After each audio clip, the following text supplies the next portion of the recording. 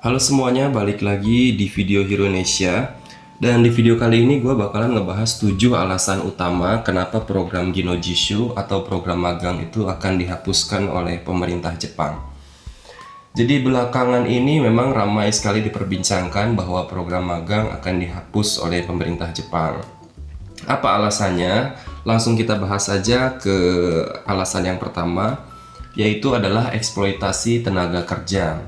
Jadi peserta magang ini seringkali dipekerjakan sebagai tenaga kerja murah ya, dengan kondisi kerja yang tidak manusiawi, jam kerja yang panjang, upah yang sangat rendah tanpa pelatihan yang memadai. Jadi sebetulnya tujuan utama dari program Ginojishu atau program magang ini adalah mentransfer ilmu dari negara Jepang ke negara asalnya. Jadi ini bukan 100% kerja, tetapi di dalamnya ada juga pelatihan begitu untuk kemudian dimanfaatkan di negara asalnya di kemudian hari. Namun ada beberapa perusahaan atau banyak sekali perusahaan yang justru melihat dan menyalahgunakan program ini dan memperlakukan para peserta magang itu sebagai tenaga kerja yang murah begitu. Dieksploitasi, dipekerjakan ya kurang manusiawi begitu. Bahkan dalam sehari itu ada yang dipekerjakan lebih dari 12 jam. Padahal dalam aturan perundang-undangan ketenaga kerja Jepang, ya, ketenaga kerjaan di Jepang, itu lembur tidak boleh lebih daripada 40 jam satu bulan, ya, umumnya. Tapi banyak sekali perusahaan gelap yang melanggar aturan hukum ini. Jadi itu adalah salah satu poin alasan kenapa program Ginojishu itu dihapuskan. Kemudian untuk alasan yang kedua adalah kontrak yang tidak adil dan adanya intimidasi begitu. Peserta magang memang pada dasarnya adalah pelatihan, tapi pada aktualnya ia dipekerjakan sebagai tenaga kerja. Dan meskipun ia dipekerjakan sebagai tenaga kerja, anehnya adalah gajinya itu atau kondisi-kondisi di dalam kontrak pekerjaannya itu dibuat berbeda dengan tenaga kerja yang lainnya begitu. Jadi kontraknya itu tidak adil. Upah minimum, upah per jamnya bisa lebih rendah daripada tenaga kerja yang lain. Kemudian juga adanya intimidasi bahwa nanti kalau misalkan mundur dari program ini akan ada denda lah dan lain sebagainya yang menyebabkan ketakutan dan membuat para peserta magang ini mau tidak mau melanjutkan begitu programnya di perusahaan tersebut. Nah, yang lebih parah lagi ada pula intimidasi dari pekerja-pekerja lainnya yang menyebabkan para peserta magang ini menjadi tidak nyaman begitu. Ada yang namanya kekerasan ya, kekerasan fisik, kekerasan verbal dan lain sebagainya yang sering kali terjadi di perusahaan-perusahaan Jepang yang mempekerjakan peserta magang. Kemudian alasan yang berikutnya adalah biaya rekrutmen yang tinggi dan beban keuangan begitu. Jadi banyak sekali peserta magang sebelum dia pergi ke Jepang, dia dibebani oleh biaya rekrutmen yang besar oleh agen ataupun pihak ketiga begitu. Dan mungkin kalau di Indonesia belum seberapa ya.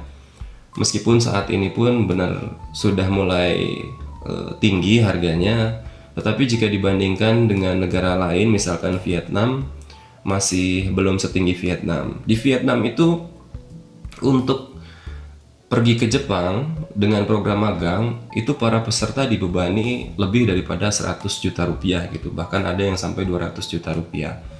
Dan hal ini menyebabkan para peserta magang itu tidak nyaman ketika dia menjalankan program magang di Jepang karena dibebani oleh hutang di negara asalnya.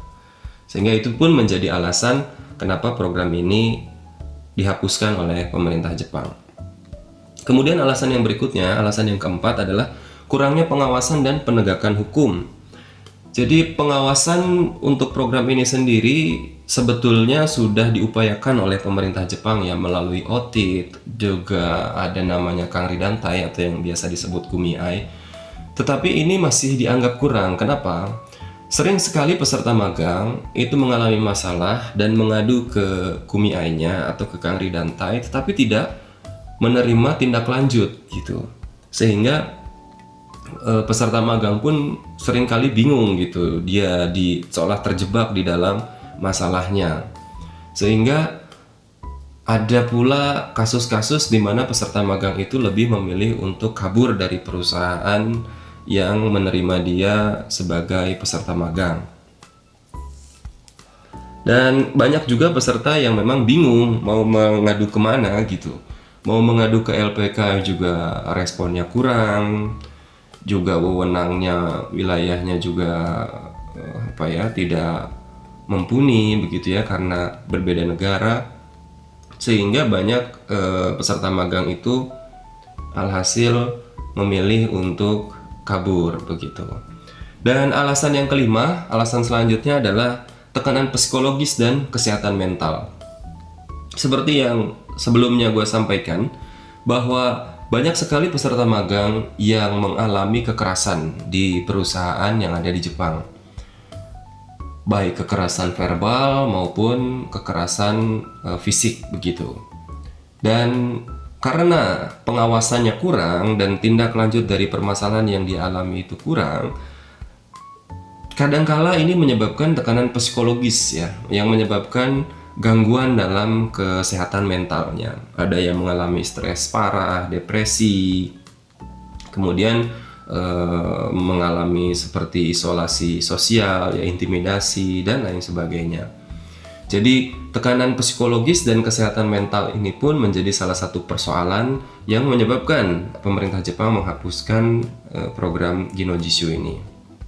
Sebetulnya kalau kita telusuri kembali gitu ya, kenapa ada intimidasi atau tekanan seperti ini di perusahaan Jepang, itu bermula dari kurangnya komunikasi. Ya, kurangnya komunikasi antara peserta magang dan juga perusahaan. Ini berlanjut ke masalah yang berikutnya, masalah yang keenam, mengenai isolasi sosial dan kesulitan beradaptasi ya. Ini disebabkan karena perbedaan budaya, kemudian bahasa.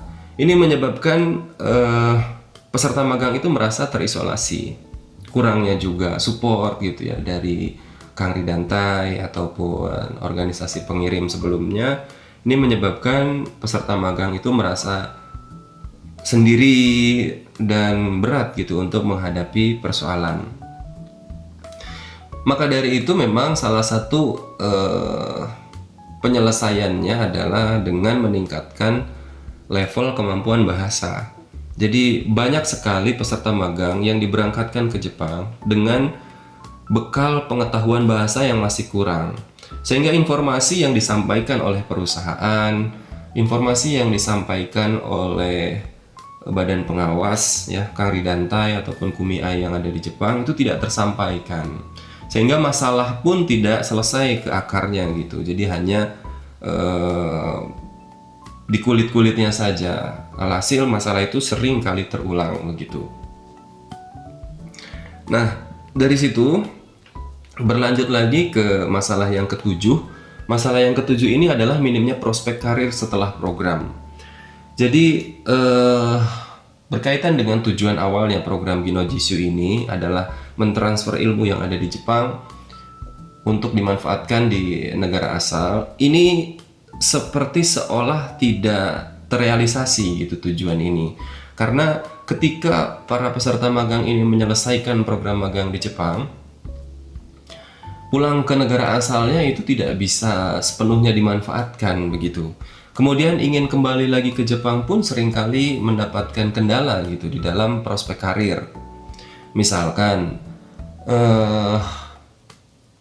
ada peserta magang di bidang misalkan menjahit begitu ya, tekstil gitu atau garment.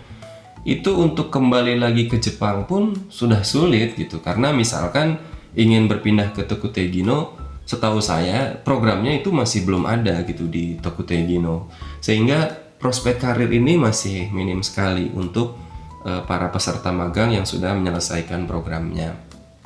Nah, sebetulnya masih ada lagi banyak ya alasan-alasan ataupun masalah-masalah yang menyebabkan program Ginojishu ini dihapuskan. Tetapi ini adalah poin-poin intinya ya. Saya rangkum menjadi 7. Dan sebetulnya program magang ini bukan dihapus begitu saja, tetapi program ini akan digantikan dengan program yang baru yang disebut dengan Ikusei Shuro.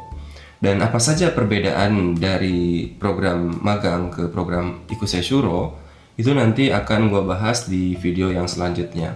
Jadi tetap tonton terus video Hironesia dan ikutin terus informasi-informasi yang bakal gue sampein di channel Hironesia.